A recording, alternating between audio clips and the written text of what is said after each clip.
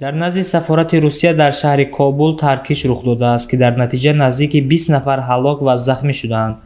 ҳодиса имрӯз 5 сентябр тахминан соатҳои 11 рух додааст. рӯзномаи 8 субҳи Афғонистон менависад, ки бештари кушта ва захмишудагон донишҷӯён мебошанд, ки барои дарёфти виза ба бахши консулгарии сафорати Русия дар Кобул омада буданд. манобеи рӯзнома таъкид карданд, ки ҳадафи аслии таркиш бахши консулии сафорати Русия дар Кобул будааст. ҳамчунин дар пайи таркиш як дипломат ва як посбони сафорати Русия маҷрӯҳ шуданд. гуфта мешавад, ки ин дуюмин таркиши қурбонии давоми ҳафта аст.